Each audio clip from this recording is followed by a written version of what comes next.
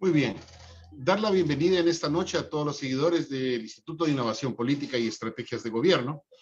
El Instituto de Innovación Política viene realizando entrevistas a candidatos al Congreso de la República con la finalidad de llevar esa información a los ciudadanos para que emitan un voto informado.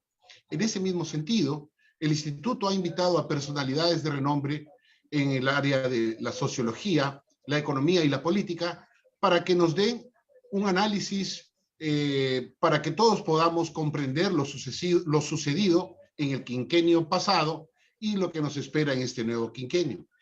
En esta noche tenemos el honor, el agrado y la distinción de tener, más aún que hoy es el Día del Economista, a uno de los más importantes economistas de la región La Libertad. Me refiero al economista Alejandro Inga Durango, economista de gran prestigio y docente universitario de renombre.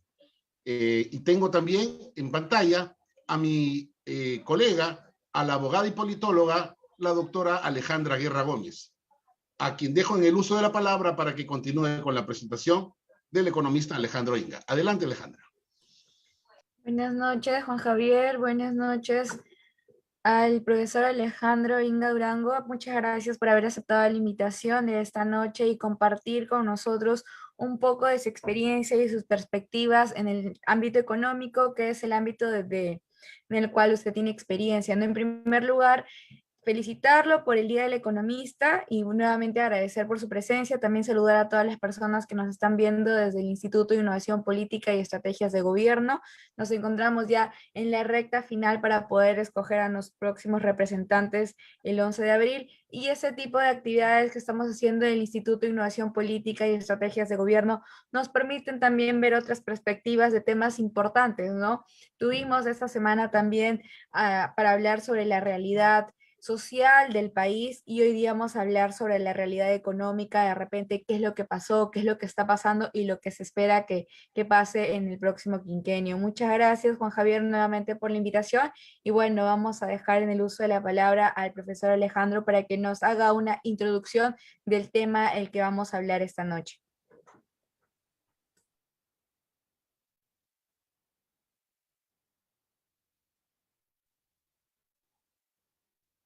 Ok, buenas noches. ¿Me escuchan, por favor? Ok. Sí, profesor, adelante. Ok, en primer lugar quisiera agradecer al Instituto de Innovación, Política y Estrategias de Gobierno por la invitación que me han hecho para que hoy día trate sobre temas económicos, lo que se necesita conocer, cuáles son las políticas que se han aplicado en el país, cuáles han sido los resultados, cómo ha evolucionado la economía en los años anteriores y cuál es su posible evolución en el futuro. Ese es un poco lo que voy a tratar y agradezco nuevamente la invitación. Voy a compartir pantalla, por favor.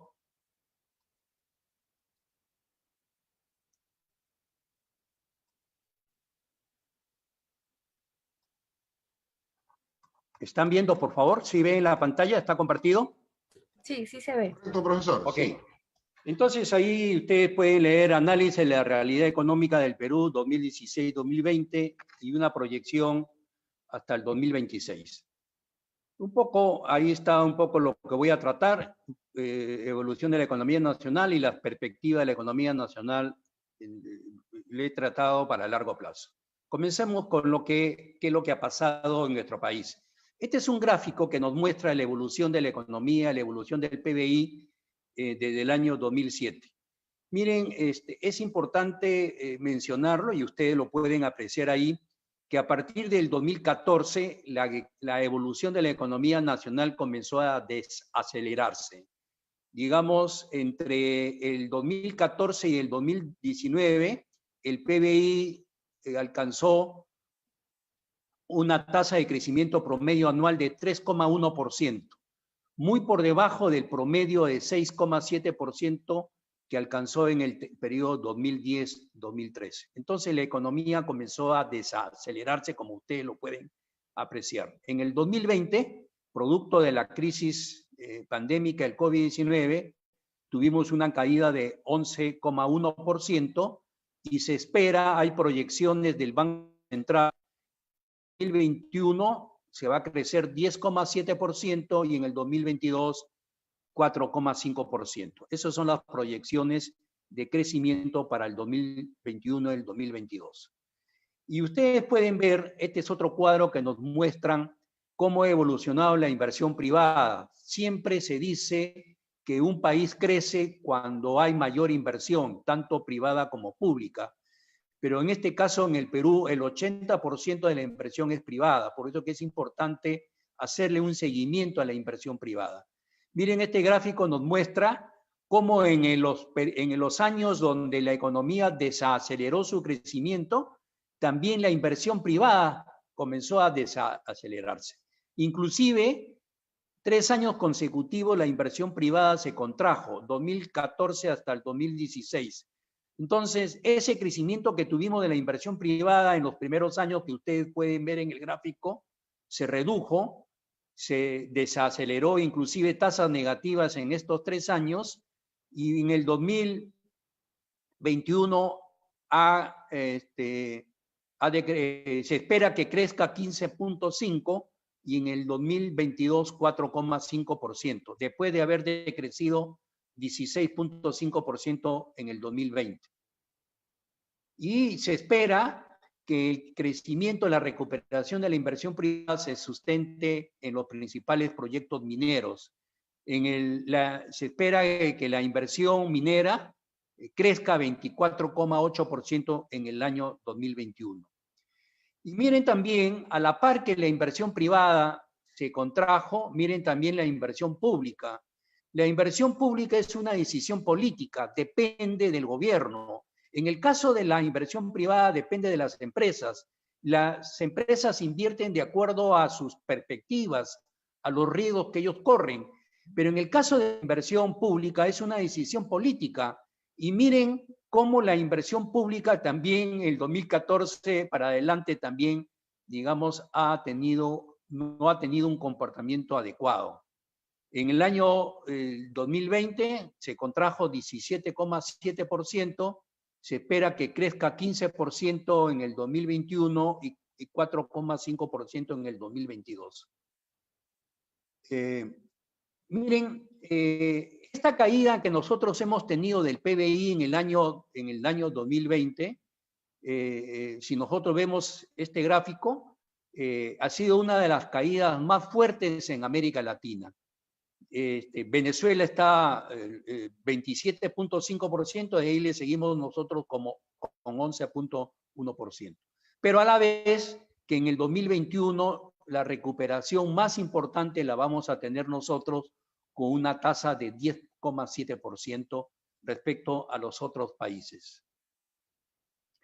La crisis pandémica afectó también el empleo. En el segundo trimestre del año se perdieron, digamos, casi 7 millones de puestos de trabajo. Ahora, a nivel nacional, el empleo formal ha comenzado a recuperarse progresivamente desde junio del año pasado. Ustedes pueden ver en el gráfico izquierdo que a partir de junio del 2020, la tasa negativa de crecimiento comenzó a reducirse. En mayo llegó a 8,5% la caída, en junio 7,8%, en junio, y así comenzó a recuperarse el empleo formal a nivel nacional. Por la crisis pandémica se estima que la pobreza haya aumentado al finalizar el 2020, este año, a 30%, entre 28 y 30% después de haber estado en el 2019 en 20,2% de la población peruana era pobre. Y ahí vemos un poco la recuperación en este 2021 y el 2022. Miren, en el 2020, en el segundo trimestre del 2020, tocamos piso, tuvimos una caída muy fuerte, de ahí comenzamos a recuperarnos y producto de esta cuarentena que se ha generado, esta cuarentena focalizada en el primer trimestre, ha habido un retroceso que esperamos que se recupere y recién en el segundo trimestre del 2022 vamos a recuperar tasa de crecimiento pre-crisis pandémica. Y ahora vamos a ver sobre la perspectiva de la economía nacional a largo plazo. Y quisiera hacer un análisis de largo plazo, porque siempre es importante, cuando queremos hacer un análisis, hay que ver un análisis de largo plazo porque nos va a permitir analizar realmente las políticas que se han aplicado, que se vienen aplicando en el país. Y yo estoy tratando de hacer, digamos, hacer un análisis de las políticas entre los años 1950 y los años 2020. Es un análisis bastante largo que nos puede dar resultados bien interesantes. Miren, en los últimos 70 años, entre el 50 y el 2020, nuestro país ha adoptado políticas económicas que se pueden enmarcar en dos modelos. El modelo de libre mercado cubre los periodos del 50 hasta el 67 y desde el año 91 y el 2021, vigente a la fecha. Entonces, tenemos un modelo libre mercado que cubre esos dos periodos, 50-67 y 91-2021. Y el modelo de intervención del Estado en la economía, el modelo donde el Estado intervino en la economía, que cubre el periodo 68 y 90. Estos son los dos modelos que se han implementado en nuestro país en los últimos 70 años. Y vamos a ver, importante, cuáles fueron las políticas que se aplicaron en el escenario de fuerte intervención del Estado. Y es importante ver estas políticas porque muchas de estas políticas que ya se aplicaron, algunos partidos políticos están nuevamente anunciando que la van a aplicar. Miren, reforma agraria, por ahí un candidato dijo que va a haber una segunda reforma agraria. Ya se hizo una reforma agraria en el país, se estatizaron las principales empresas privadas y se crearon empresas públicas. Todos nosotros conocíamos Petroperú, Pescaperú, Siderperú, muchas empresas públicas, porque se pensaba que si las empresas estaban en manos del Estado, al país le iba a ir mejor. Se cerró la economía al mercado mundial. ¿Cuál era el concepto? ¿Por qué se cerró la economía al mercado mundial?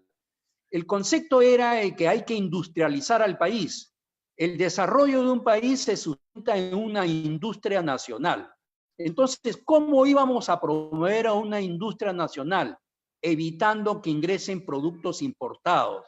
Entonces, ¿qué se hizo? Se creó el Registro Nacional de Manufactura.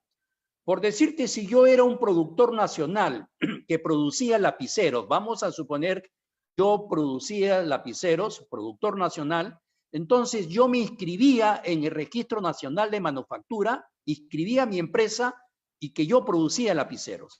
Por decirte, si cualquiera de ustedes quería importar lapiceros, tenía que pedir autorización. La institución pública iba al Registro Nacional de Manufactura y si ahí había una empresa nacional que producía lapiceros, se le denegaba la autorización para que la empresa importe lapiceros. De esa manera se quiso promover la industria nacional protegiéndola de las importaciones. ¿Qué más se hizo? Control de precios. Se controlaban los precios en el mercado de bienes, precio de la leche, precio del arroz y cosas por el estilo. Ahora se está propiciando controlar el precio de las medicinas. Hay por ahí algunas propuestas. Se controló el precio del mercado de dinero. ¿Cuál es el precio del mercado de dinero? Las tasas de interés. Ya se hizo en ese esquema. Las tasas de interés eran controladas por el gobierno. En el mercado de cambios, ¿qué se hizo? El gobierno controlaba el tipo de cambio, el gobierno fijaba el tipo de cambio y en el mercado de trabajo también el gobierno fijaba salarios. ¿Y cuáles fueron los resultados de esa fuerte intervención del Estado en la economía? Y vamos a utilizar solamente 3 indicadores, los 3 indicadores que les estoy poniendo de manera sencilla para que se pueda apreciar cuáles fueron los resultados de esas políticas que se aplicaron cuando el Estado tenía una fuerte intervención en la economía. El primer indicador es el PBI. Miren ese gráfico. La economía se derrumbó, el PBI per cápita se contrajo. Miren el gráfico donde está el fondo amarillo, donde ahí teníamos una economía libre mercado. Miren ese gráfico, cómo el PBI se iba hacia arriba. Y a partir de que la economía es con fuerte intervención del Estado, miren el PBI cómo se contrajo, digamos, y ahí estos son cifras oficiales que ustedes lo pueden encontrar en el Banco Central. Primer indicador, PBI. Segundo indicador, los precios se dispararon. Miren cómo los precios, cómo crecían los precios. En el periodo de 1957-62, los precios anuales, promedio anual, 8,1%. 1086-90, los precios subieron 2.464% promedio anual. Y en el año 90 llegamos a una inflación de 7.650%. Entramos al grupo de países de tener una hiperinflación. Y ahí viene una pregunta que cabe hacerse. Si el gobierno controla los precios como lo hacía, ¿y por qué los precios subieron? ¿Se dan cuenta? Entonces, esa es una pregunta que vale hacerse. El tercer indicador, pobreza. Miren, en el año 91, la población, el 57% de la población era pobre. Entonces, si un gobierno controla la economía para mejorar el bienestar de la población, ya les he mostrado 3 indicadores que no se logró y al contrario logró que el 57% de la población sea pobre. Miren, este es un gráfico importante que me he permitido ponerlo para vernos en el contexto internacional y también el análisis de largo plazo. Miren, a inicio de la década de los 50, estábamos en mejores condiciones que otros países. Este es un gráfico que lo estoy utilizando, lo ha publicado la Universidad de Pensilvania de Estados Unidos. Miren, en los años 50, la línea roja es el Perú. Miren, en los años 50 nosotros estábamos muy por encima de Corea del Sur, estábamos por encima de Brasil, por encima de China. Y miren cómo terminamos. Miren Corea del Sur, su ingreso per cápita, $36.000, mientras que el Perú se quedó en $12.000. Nosotros terminamos en los años 2018 muy por debajo de ellos, muy por debajo de ellos. Y ahí cabe preguntarnos, ¿qué cosa generó bienestar en dichos países que tuvieron un crecimiento bastante importante? Y ahí podemos resumir, ellos aplicaron políticas pro mercado y de apertura al mundo. Mientras que nosotros cerrábamos nuestra economía, ellos abrieron al mundo, permitieron a los países lograr tasa de crecimiento más alto y mayor bienestar para la población. Y ahí tenemos los casos de los países del sudeste asiático, Taiwán, Corea del Sur, Malasia, Tailandia, Singapur, etc. Miren este mapita, esta foto que estoy poniendo. Esta es una calle de Singapur en la década de los 50. ¿Qué les recuerda? Miren esa calle, ambulantes en la calle. ¿Qué les recuerda? Nos recuerda nuestro presente, porque así son las calles de nuestras ciudades. Miren, así era Singapur en los años 50. Y miren Singapur en el siglo XXI. Miren cómo ese cambio, producto de ese modelo que comenzaron a implementarlo. Y cosa un poco siguiendo, la crisis, digamos a la década de los 80, llevó al nuevo gobierno que subió en el año 90 a cambiar el rol del Estado. Es el rol protagónico que tenía el Estado, lo cambió y le dio un rol subsidiario. Pero para eso fue necesario cambiar la Constitución. Se cambió la Constitución del año 79 que le fijaba al Estado un rol preponderante por la Constitución del año 93 que está vigente, y por ahí hay algunos partidos que también quieren cambiar la Constitución para regresar a un modelo como de la Constitución del año 79. Además de cambiar la Constitución y cambiar el modelo, ¿qué más se hicieron? Se hicieron reformas importantes. En el mercado laboral se dejaron que los salarios los fije el mercado. En el mercado financiero se dejó que las tasas de interés sean fijadas libremente. En el mercado externo el tipo de cambio se fijaba libremente. Las empresas públicas se privatizaron.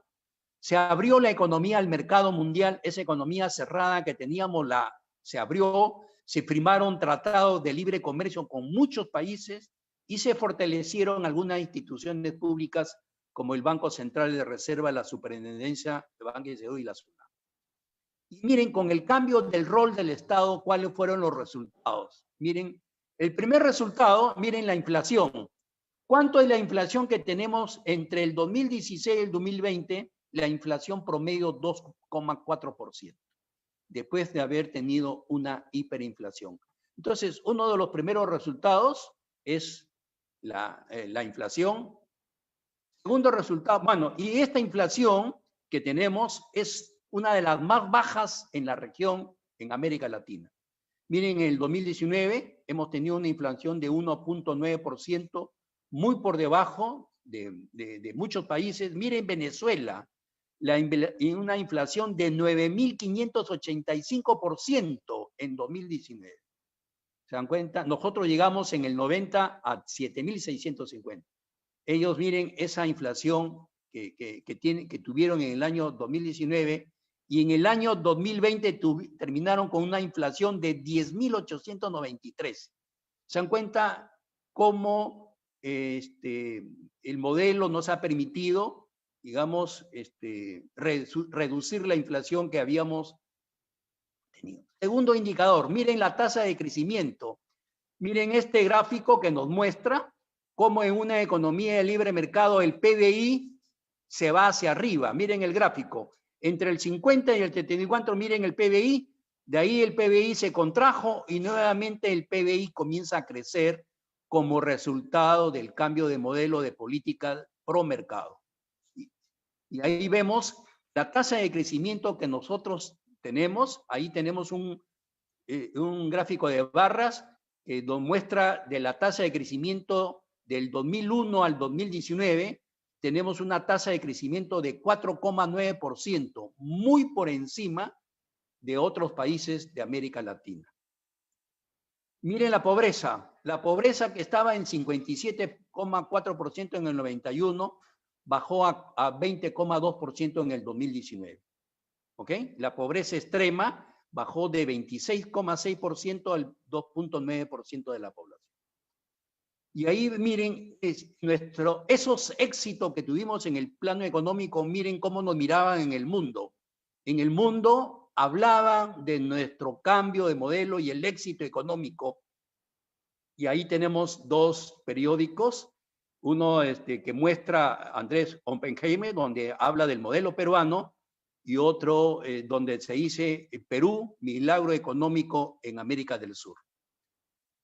Ahora, el problema del país no es el modelo. El modelo del país, el problema del país es la inoperancia del sector público y los elevados niveles de corrupción.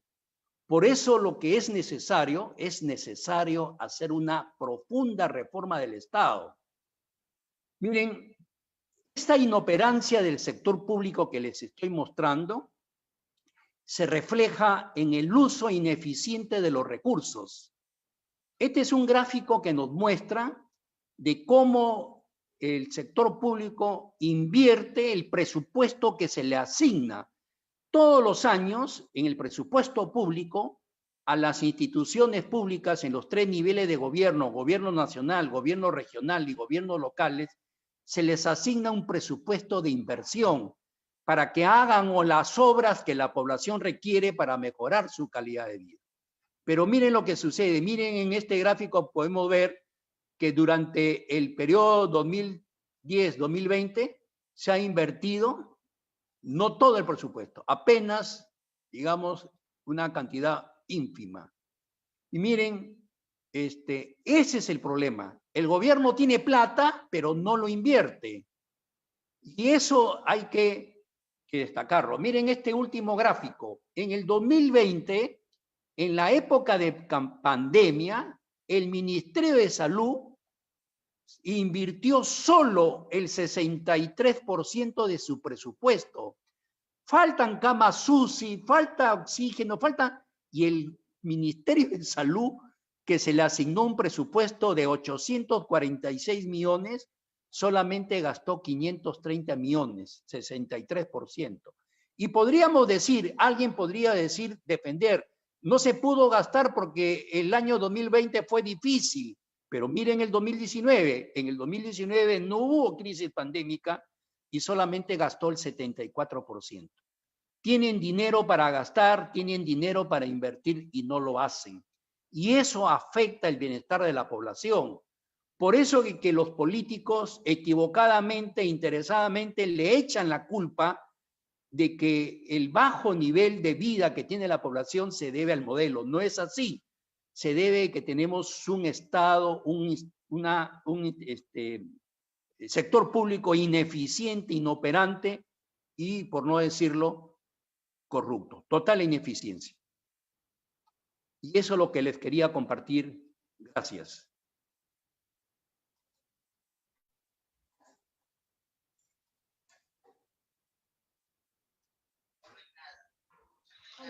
Muchas gracias, profesor. Para iniciar la rueda de preguntas, dejo en el uso de la palabra a mi colega Alejandra Guerra Gómez. Adelante, Alejandra.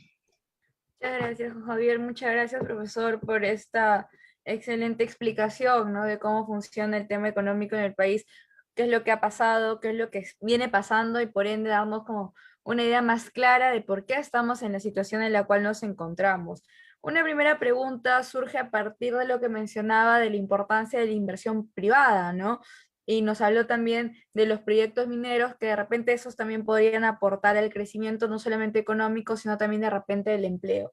Entonces, ¿cómo se podría hacer, o desde su experiencia del ámbito económico, qué es lo que podría hacer el país para poder no solamente hacer que la inversión privada se quede, ¿no?, que no se vaya, sino también atraer mayor inversión privada para que los privados también puedan hacer sus actividades dentro del país y que ayuden a esta dinámica económica?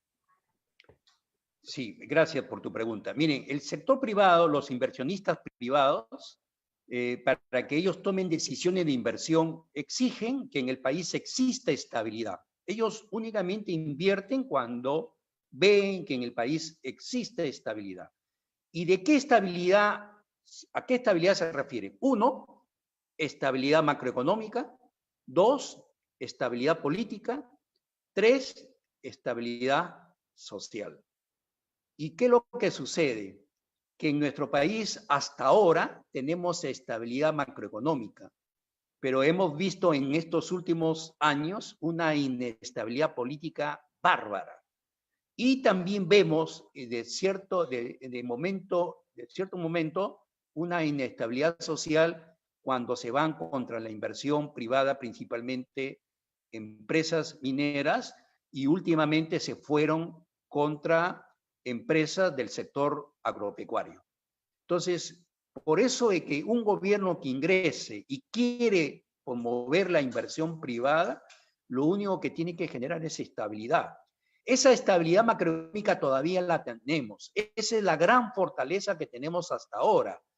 Si eso se rompe, porque no tenemos estabilidad política, es muy fluctuante estabilidad, pero tenemos estabilidad macroeconómica y eso hay que cuidarlo. Pero ya vemos que ya hay todo una políticos que salen, que el Banco Central van a cambiar sus directivos, que el Banco Central y cosas por el estilo. Eso es peligroso porque ahí se está atentando contra la estabilidad macroeconómica que hemos logrado en el país. ¿Y cómo se refleja la estabilidad macroeconómica? Con los bajos niveles de inflación. Tenemos inflación de 2% al año. Creo que eso nos genera la estabilidad que les estoy mencionando.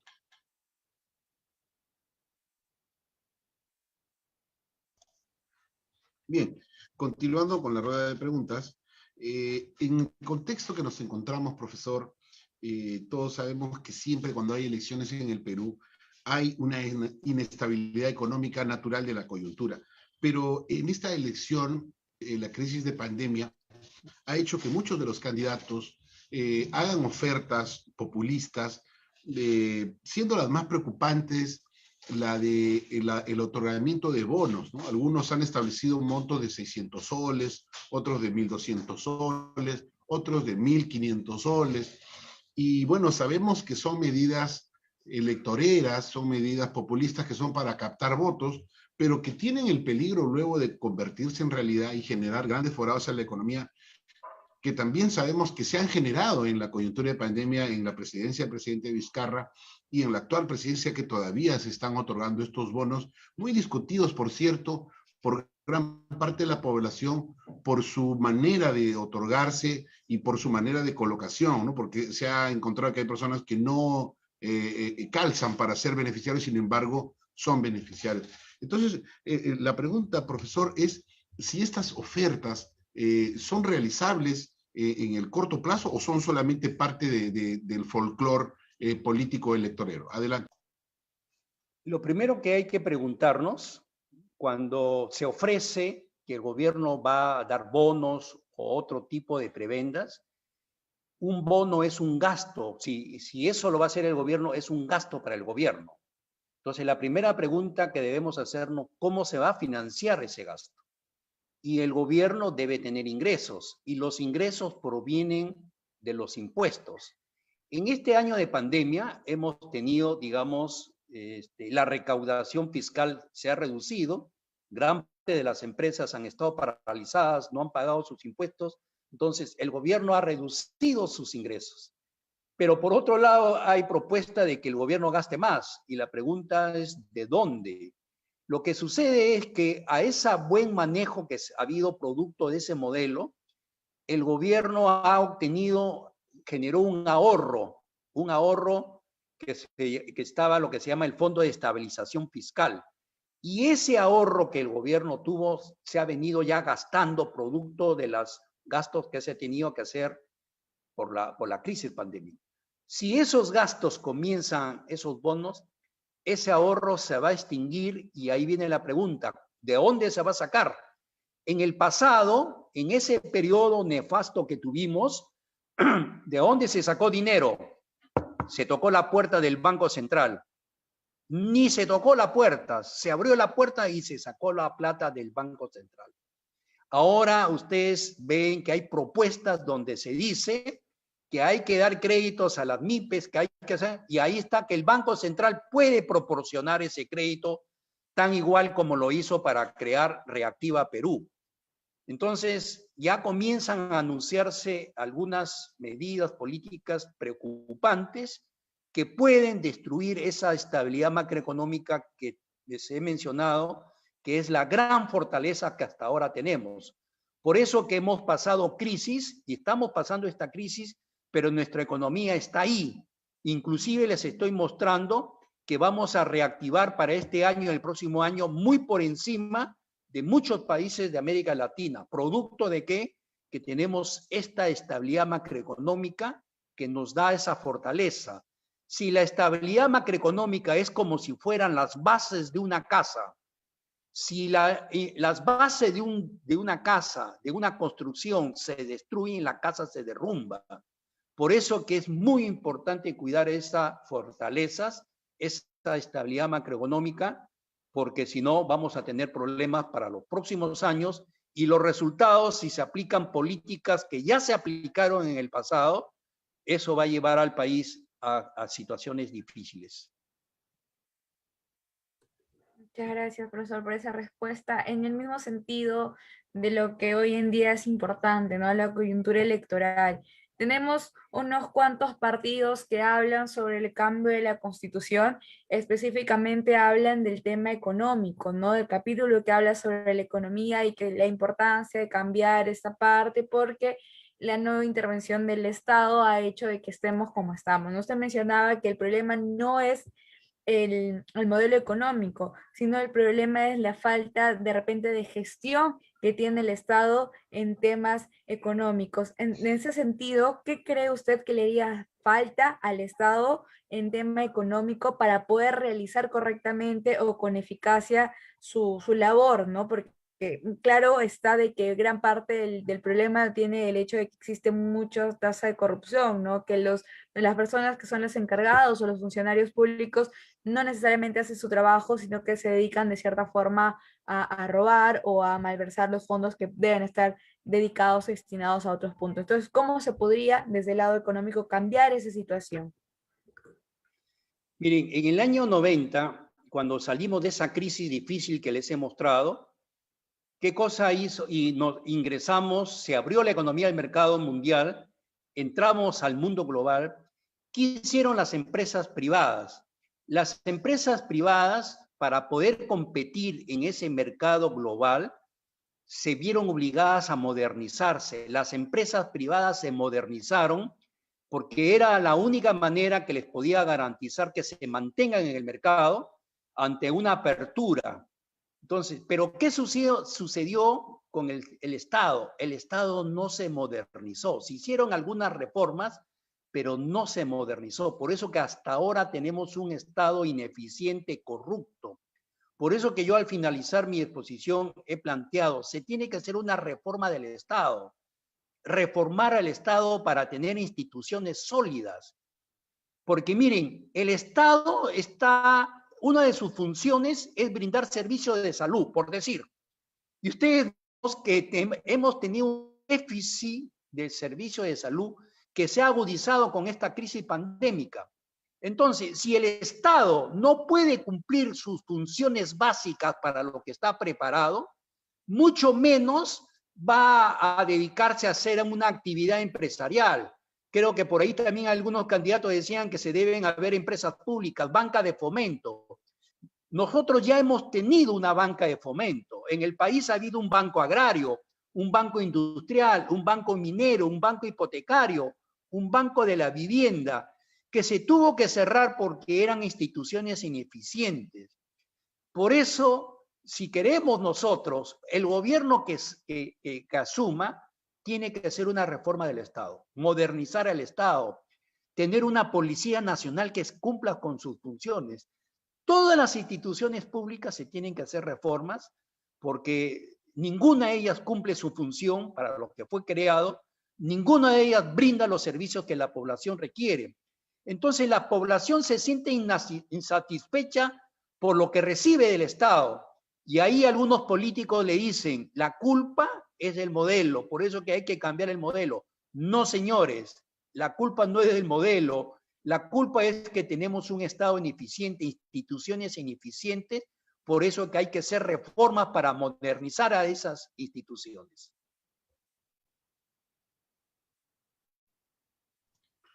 Muy bien, profesor. Continuando con las preguntas, ¿qué tiene que hacer el Estado para impulsar la inversión privada en este nuevo periodo? Adelante, profesor. Como ya lo mencioné, miren, la inversión privada es una decisión de los empresarios, de las empresas. Y toda inversión enfrenta un riesgo, porque yo invierto, miren, si ustedes son inversionistas, vamos a pensar que todos nosotros somos inversionistas privados. Entonces, yo hoy estoy invirtiendo, estoy poniendo mi dinero en un negocio, una empresa, pero yo lo hago porque tengo la visión de que ese dinero que yo estoy invirtiendo hoy lo voy a recuperar mañana, en los próximos años, producto de mis ventas, de mis ingresos, de mis utilidades. Entonces, yo invierto hoy porque espero que mañana voy a recuperar esa inversión. Pero, ¿qué es lo que sucede? Si yo tengo perspectivas de que hay una estabilidad, que el futuro va a ser bueno, entonces el riesgo que yo corro de esa inversión es menor, se reduce. Pero ¿qué pasa si yo soy un inversionista hoy y quiero invertir y veo que el futuro es muy incierto, hay mucho riesgo, porque hay tantas cosas que se dicen que se va a cambiar? ¿Qué hago yo? El riesgo muy elevado, no invierto. Y entonces, ¿y quién se termina afectando? El país como un todo, porque la inversión genera empleo. A mayor empleo, la población mejora su nivel de vida cuando tiene empleo. No cuando recibe subsidio, cuando recibe pensión 65, recibe prebendas del Estado. No, la población mejora su calidad de vida cuando tiene empleo, y el empleo lo genera la inversión privada.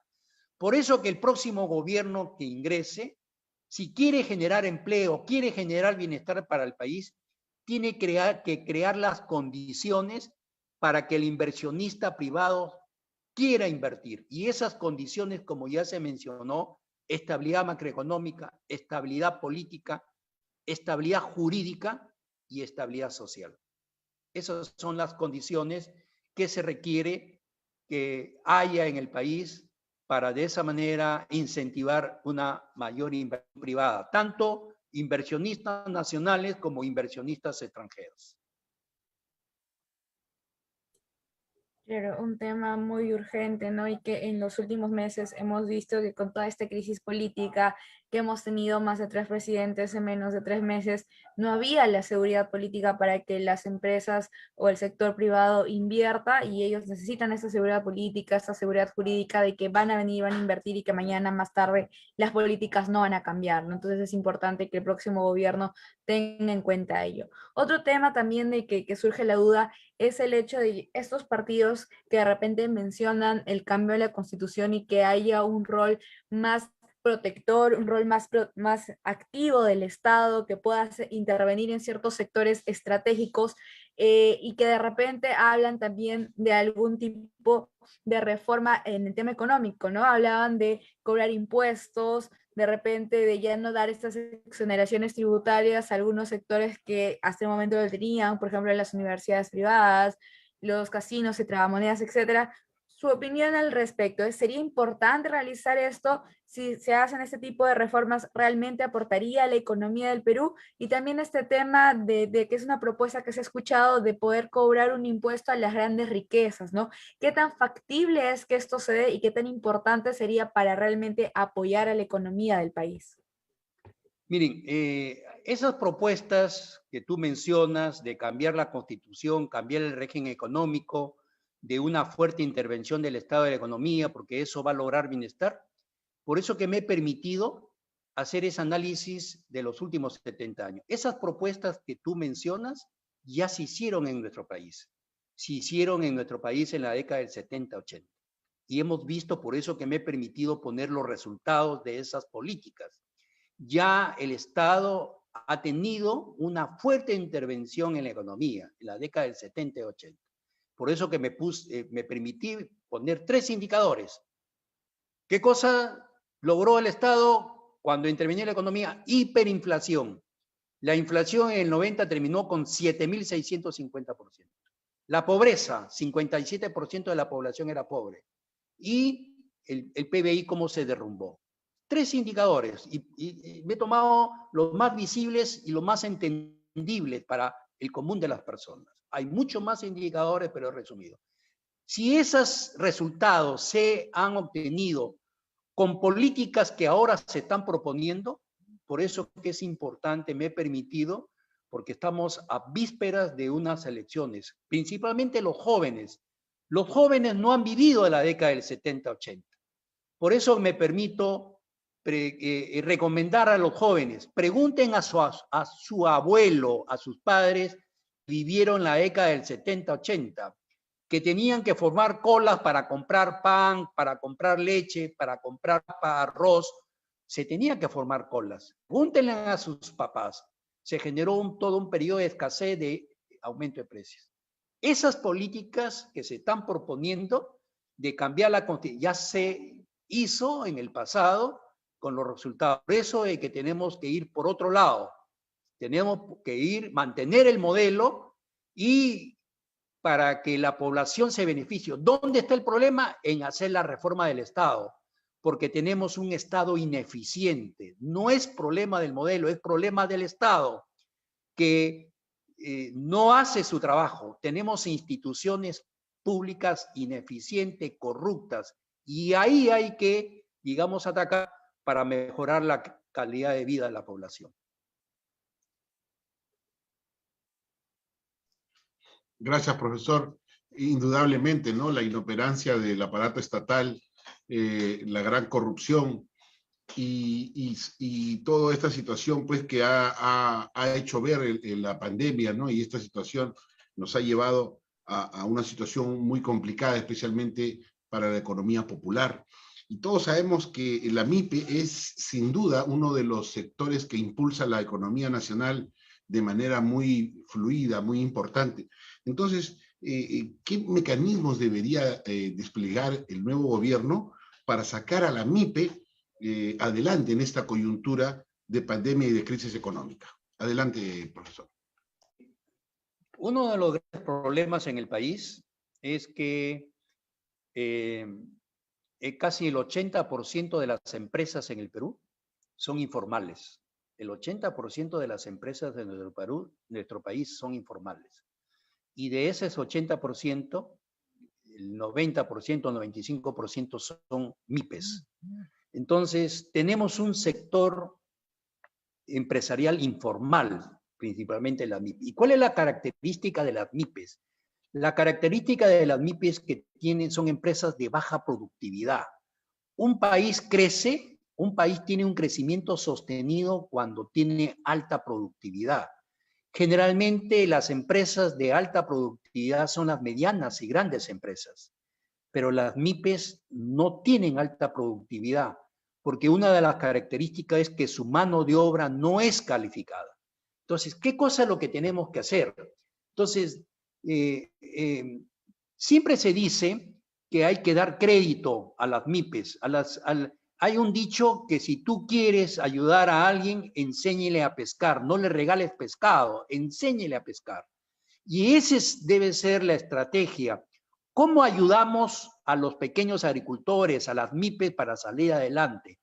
Tenemos que ir uno de ellos es capacitando a la mano de obra. ¿Y cómo podemos generar mano de obra calificada para las MIPES? Teniendo institutos públicos, pero de calidad. Ustedes conocen en el país, aparte del Senati creo que es una de las pocas instituciones públicas que hace bien su trabajo. El resto de institutos públicos que tenemos en La Libertad o a lo largo del país, ¿qué tipo de instituciones son? ¿Se dan cuenta? Cuando esas instituciones deberían dedicarse a formar técnicos para que se inserten en las empresas, principalmente en las MIPES. Digamos, acá en Trujillo tenemos un sector MIPE muy importante que es la industria de calzado.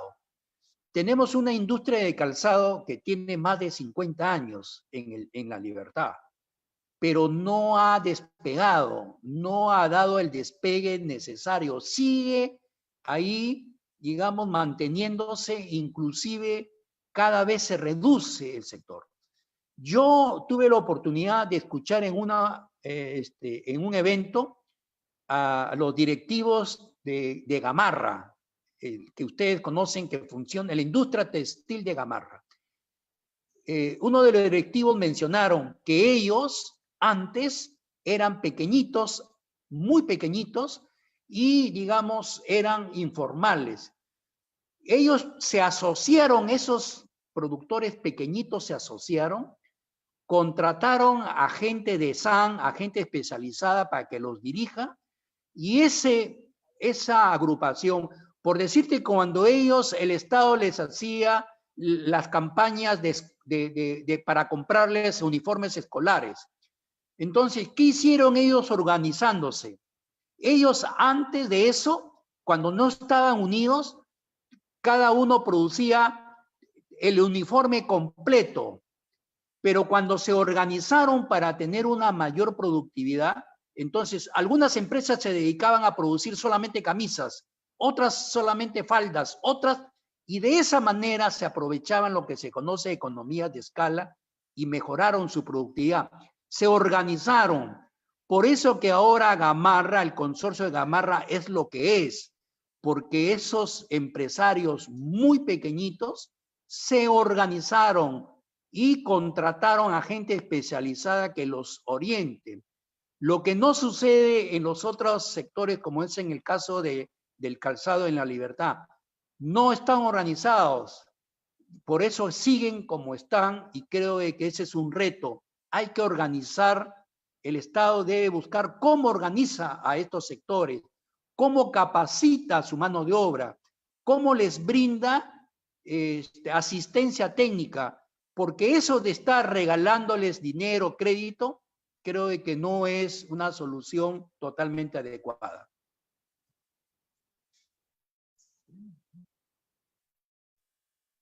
Muchas gracias, candidato. Perdón, muchas gracias, profesor, por ese acercamiento Todavía no soy candidato.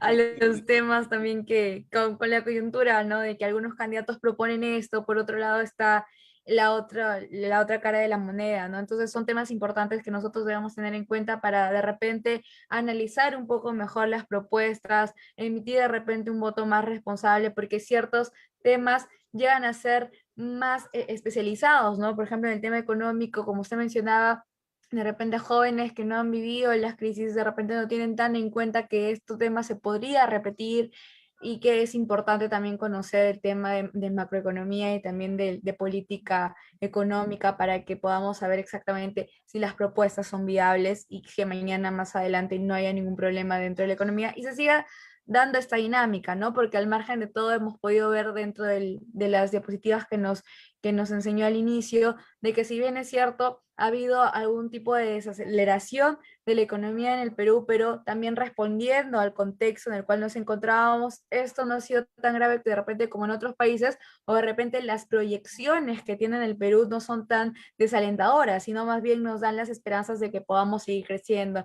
Entonces, ya para ir terminando un poco la conversación que hemos tenido en esta noche, ¿cuál vendría a ser el último mensaje que usted como economista nos puede dejar y ya también entendiendo de que nosotros mañana más adelante vamos a elegir un nuevo gobierno que va a estar los próximos 5 años dirigiendo las riendas de nuestro país y muy importante también en el tema económico? Entonces, ¿cuál vendría a ser su opinión sobre esto? Ya en miras de que próximamente vamos a tener un nuevo gobierno que, dicho sea de paso, está un poco distintas estas elecciones, no hay ninguna proyección exacta de quién podría ser nuestro próximo presidente, entonces también estamos un poco con la duda en ese aspecto, pero ya para ir cerrando, nos gustaría que también nos dé como este mensaje final desde su punto de vista y desde su especialidad, ¿no?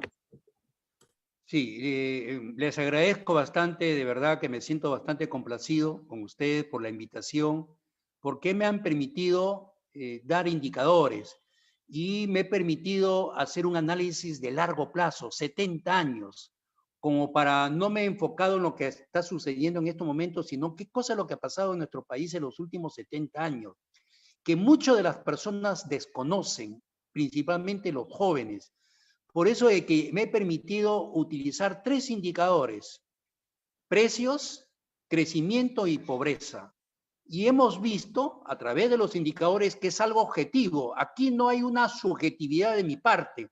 Son cifras que están disponibles para cualquiera de ustedes que lo pueden obtener tanto del INEI como del Banco Central.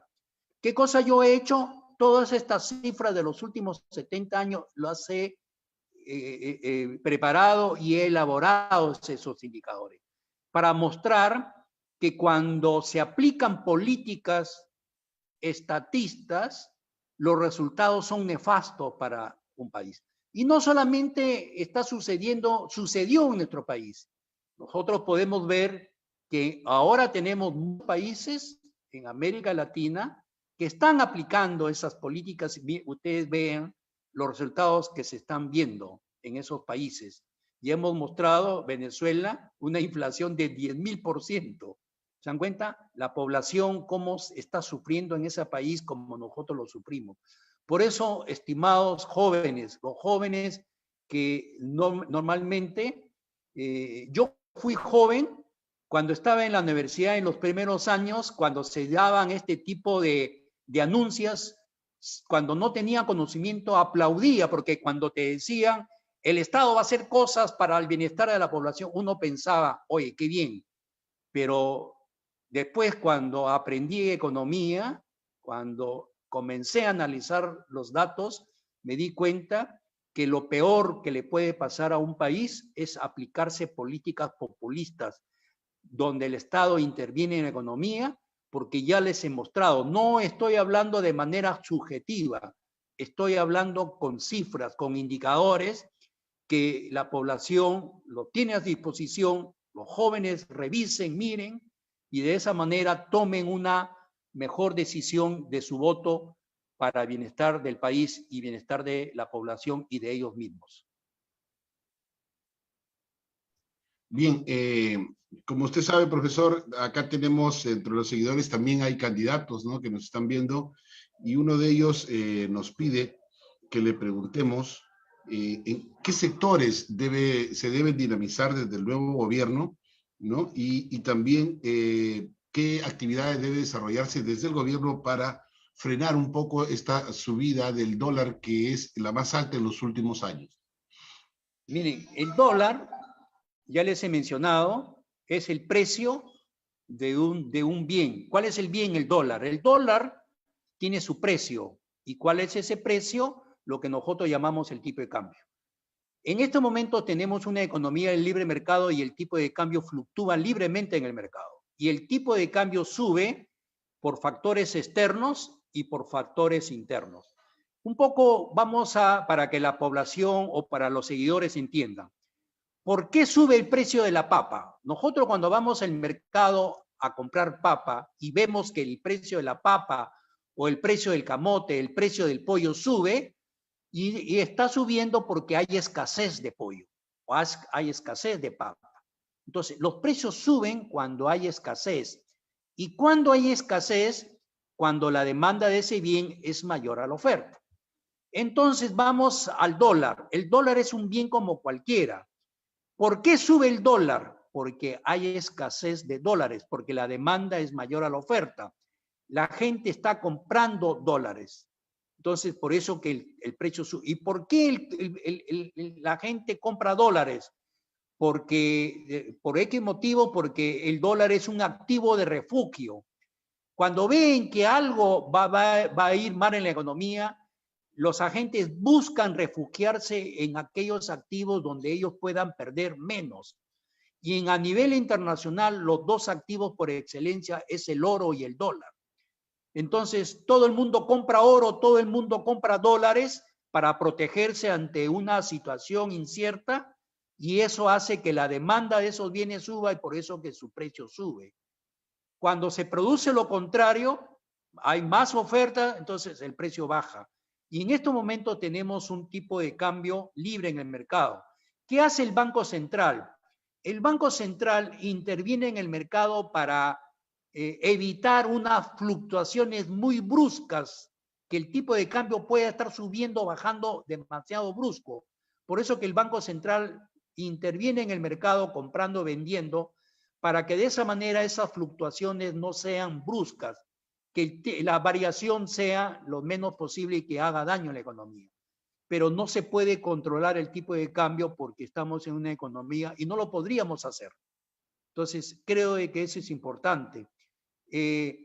Hay que, en la medida que, bueno, en este mes de abril, las empresas peruanas pagan sus impuestos, regularizan el pago de impuestos correspondiente al año 2020. Muchas empresas tienen dólares, pero para pagar impuestos, los impuestos se pagan en soles. ¿Qué hacen las empresas? Esos dólares que tienen salen al mercado a vender para tener soles para pagar impuestos. Esa mayor oferta de dólares en el mercado, quiere que en el mercado en este momento, por una cuestión de que las empresas están vendiendo sus dólares para pagar sus impuestos, entonces la oferta de dólares ha aumentado, por eso que el tipo de cambio ha comenzado a bajar. Una cuestión que siempre se genera en el mes de abril de todos los años. Bien, y la otra pregunta que se quedó en el tintero era, ¿qué sectores se deben dinamizar desde el gobierno para fortalecer la economía? Miren, lo que se debe propiciar, el gobierno lo que debe hacer es propiciar que la inversión privada venga al país. Y el inversionista va, digamos, a ver cuáles son los sectores, las actividades donde ellos deben ingresar. Lo único que debe hacer el gobierno es generar la estabilidad política, estabilidad macroeconómica, estabilidad jurídica, estabilidad social.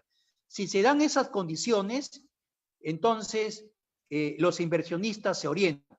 Por decirte, en el sector agropecuario, producto de esa ley de promoción agraria que se dio, se buscó reactivar el agro que fue destruido por la reforma agraria que se dio en la década del 70. Entonces, se buscó nuevamente reactivar la actividad agropecuaria, por eso que se dio esa ley de promoción agraria. Por eso que ahora nosotros tenemos en nuestro país que se ha desarrollado una industria agroexportadora muy importante. Aquí en La Libertad tenemos en los valles de Chao, Virú y Moche, en la primera etapa y segunda etapa de Chao y Moche se han instalado empresas muy importantes que están generando alrededor de 1.300 millones de dólares de exportación anual. En el año 95, para que tengan ustedes una idea, La Libertad exportaba 10 millones de dólares al año. 10 millones de dólares. Cuando se han instalado estas empresas agroexportadoras, La Libertad está exportando ahora 1.300 millones de dólares y somos a nivel internacional los mayores productores de arándanos, de zarra, producto que de estas empresas que se han instalado con esta ley de promoción que se incentivó. Por eso que el gobierno debe buscar, digamos, qué actividades, como se fijó agropecuario, el sector minero, ese es otro sector importante, el sector acuícola, ese es otro sector importante, el sector forestal, ahí tenemos nosotros reservas importantes forestales que podríamos desarrollar y podríamos, digamos, exportar todos estos productos derivados de la madera. Muchas gracias, profesor. La verdad ha sido un lujo tenerlo en esta noche y especialmente un doble lujo para nosotros, dado que hoy es el Día del Economista. Le agradecemos mucho, profesor, por esta explicación que ha sido una clase magistral para todos nosotros, que nos hace ver un enfoque profundo de la economía de los últimos 70 años. La verdad, desde el Instituto de Innovación Política y Estrategias de Gobierno, quedamos muy agradecidos y esta información que usted nos ha vertido queda en el Instituto para que se transmita y pueda ser visualizada muchas veces por la juventud y por todas las personas interesadas en la economía nacional y sobre todo, dado que estamos ahora en una coyuntura de votaciones y sobre todo la afectación que nos ha traído la pandemia. Nuevamente le agradecemos y agradecemos también a nuestra directora de debates, a la abogada y politóloga Alejandra Guerra Gómez y a todos los seguidores del Instituto de Innovación Política por informarse y estar siempre en esta ventana virtual que es abierta a toda la población. Y hasta una próxima cita. Muchas gracias, profesor, y esperamos que nos devuelva el anfitrión para culminar la cita. Gracias también a ustedes y me siento bastante complacido de haber estado participando en este evento. Muchas gracias. Muchas gracias, profesor. Me pide el área técnica, ya está. ¿Ya está? Muchísimas gracias. Muchísimas gracias, a profesor. Ustedes. Muy amable. Hasta luego. Gracias.